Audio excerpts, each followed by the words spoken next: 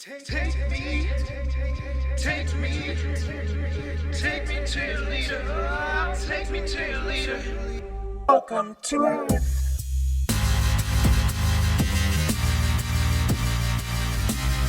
They weren't ready for this one. We about to get it. Yeah.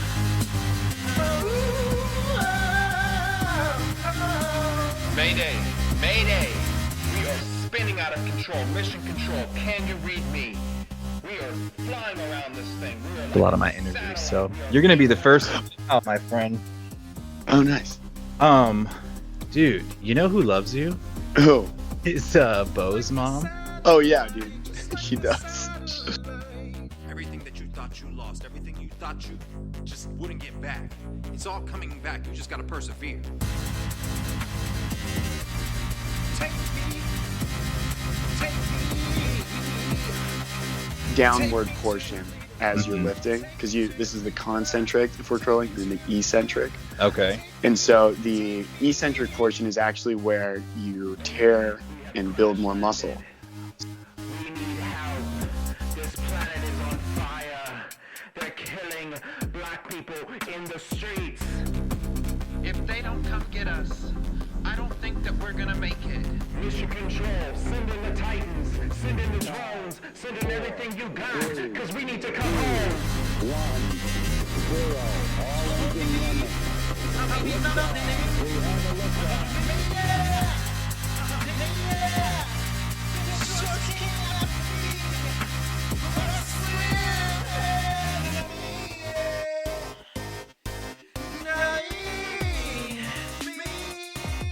So it's far more valuable to get the second half of the movement than the first half.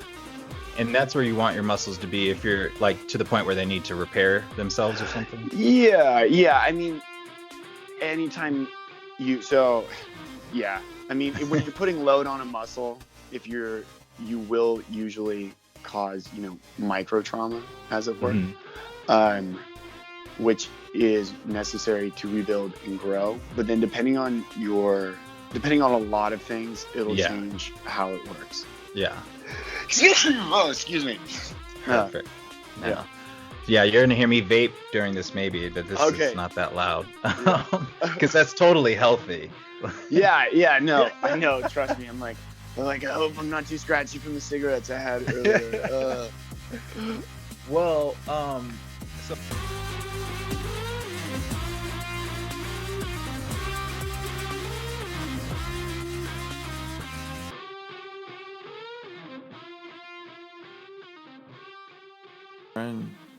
My friend. This is the last kind of podcast I thought I would be doing because I didn't know I was going to be living this life without someone that was actually a good friend. A really good friend. And so I'm going to do this in memory of him because that's what he told me to do. He told me to keep podcasting, keep writing songs. That's what he said. He said keep writing songs.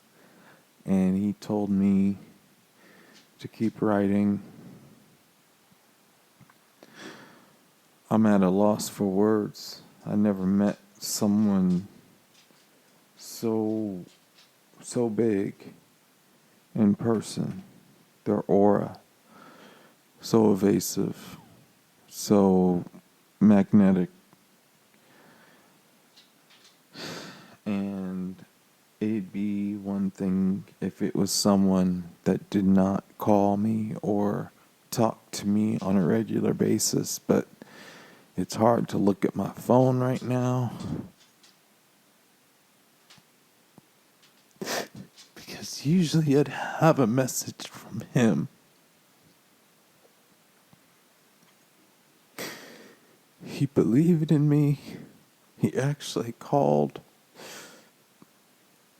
There's something so wrong with our generation. We're so distant, and yet we want to be so close. We want everyone in our face, but we don't show face. he showed me face. And he was my boy.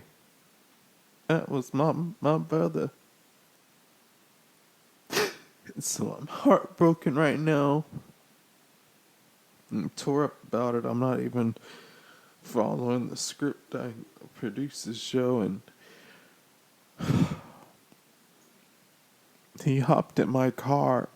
He hopped in my Jeep Wrangler in 2012. We started playing music, and he said it's the year 2040 and everything is chrome. And I'm like looking at my passenger seat like, what the fuck just got in my car?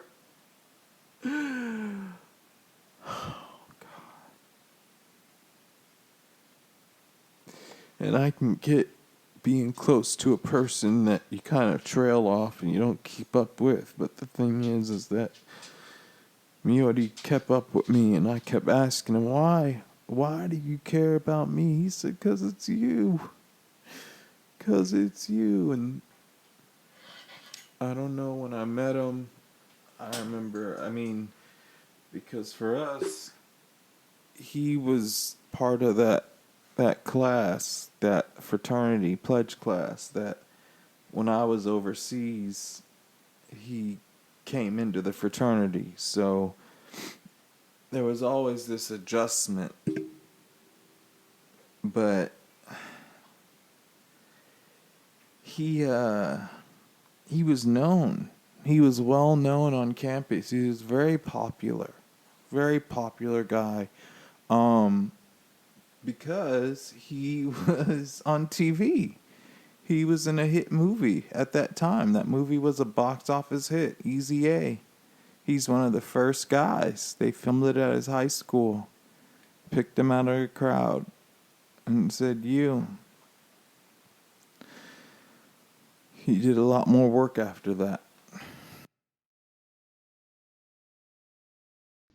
I know you have like a black belt. I do, yeah, back in the day. But I haven't done martial arts in like 14 years, so I don't really. Did you have to get a certification for your training that you do now, or is Yeah, it? Okay. yes. So I have the American College of Sports Medicine Mm-hmm. certification. I like to think of it as the best, and I would argue it's the best. It looks at exercise as medicine. So like when I was reading the book, part of learning to be a trainer, like if I was training, let's say a mechanic, right, who does a lot of overhead work because he puts the car up there and then he's fixing things. He he was, well, before he was on Dexter, he was on Awkward, and that was an MTV show that was a hit TV show. And he was also on Pretty Little Liars. And he'd always play like the jock or something. And I remember him telling me, because I'm an actor too, but I didn't do that much work like him. And I can't find him on IMDb. I wanted to look up his IMDb and post it. Can't find it. He was on Awkward on MTV. He played one of the lead characters' boyfriends, and he also played a boyfriend on Pretty Little Liars. And so when we were in college and living in Malibu, we were these little celebrities. And I know people don't want to hear that. I don't care. My life was amazing. It was, I've had a great life. And I see this man, this white man.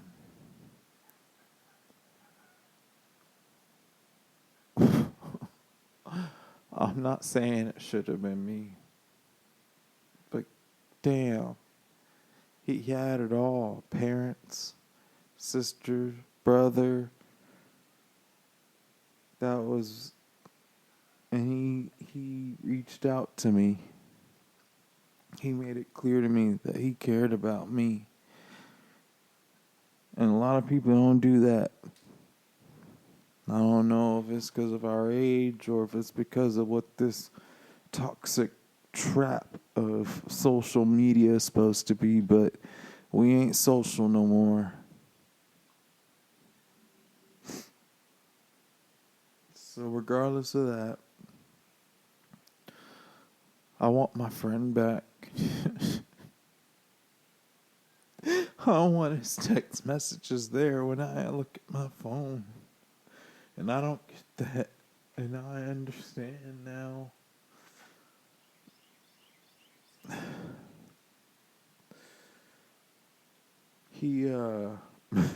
gonna keep talking about him. He hopped in my car. I don't have, well, the reason he hopped in my car is because we live together. And we leased this house in Calabasas.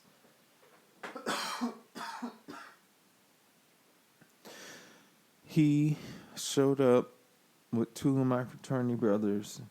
They needed someone that was 21 to sign the lease on a house, and we leased it, and we did that.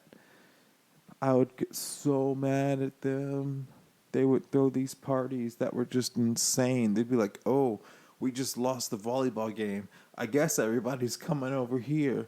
No, motherfucker, nobody's coming over here. What are you talking about? And it would happen. But it was at the same time my life was falling apart. I mean, dynamically in such a way.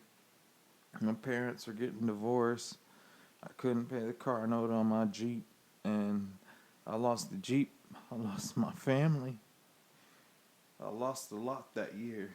I kept having these bad nightmares of tidal waves. These big waves just crashing into cities. And Miotti was there for that. And I'm remembering more. I'm not trying to not say anything. I'm trying to figure out, because I know. I do this woo-woo stuff. I do this, Halloween ghost, UFO stuff, and that is why this is freaking me out, because I feel so empty. I don't feel him. And usually I could feel a person that has passed, see them maybe in some vision or something, but he hasn't let me have that yet, and I think that means that we need to keep going. I know this might be controversial to say, but please, there's something wrong. This is my friend.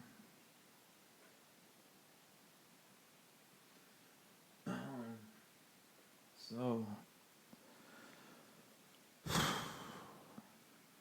I'm gonna miss him. I'm gonna miss him so much. And I don't care if you do or you don't. Because you know what? Nobody reached out to me except for him this year and my friend Ron.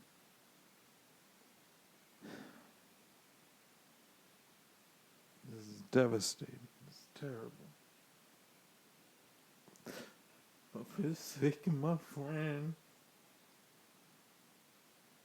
if you know anything about what happened.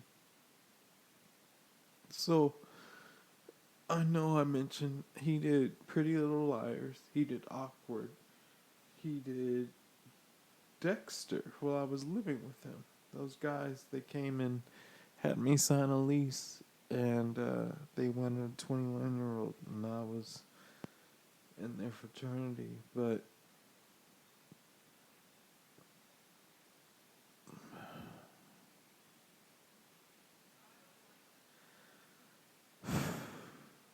this is terrible. It's terrible. And I'm scared that I might be the only one. I never thought I'd live this life without him. And I know it's always been possible. I know it's a thing. We could die at any moment, blah, blah, blah. But this It hurts so bad.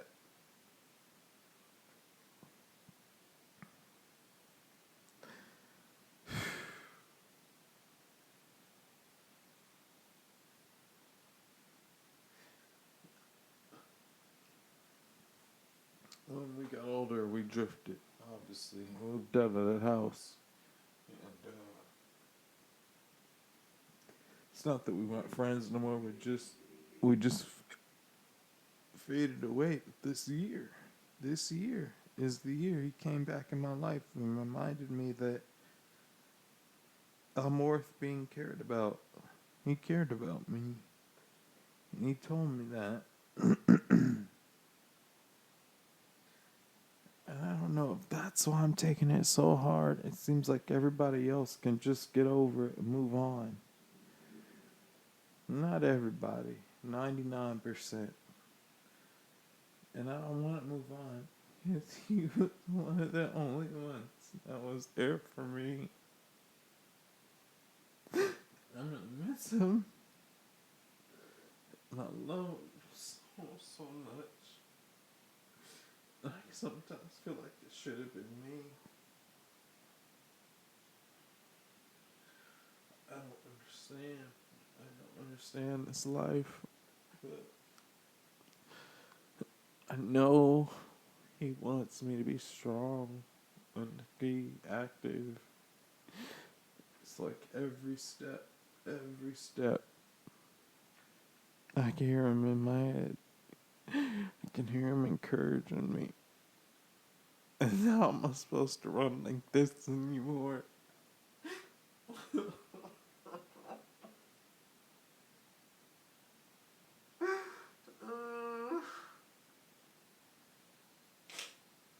just want my friend back. Anyone could have gone from this earth but my friend.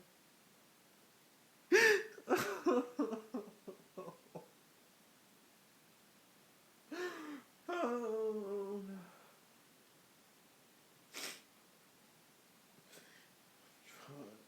Trying to be strong for him. And I know he'd want that. So, with that said, I'm going to reissue the whole episode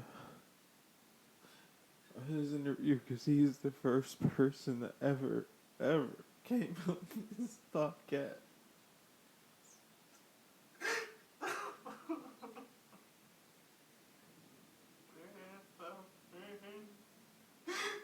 Oh, my friend.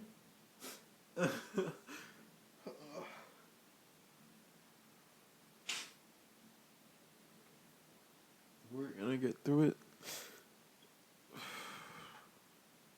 We're gonna get through this. I was trying.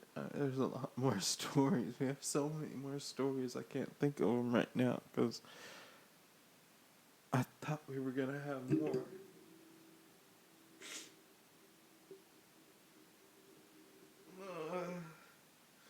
This hurts so bad, and I'm sorry to anybody that's lost someone close to you. I can't believe this. But alright. Just do what he would want us to do. Keep our heads up. Keep challenging ourselves. Keep being the best human we can be. And there is no judgment. No judgment here. I don't care how he went. There will never be. I love you guys. Thank you.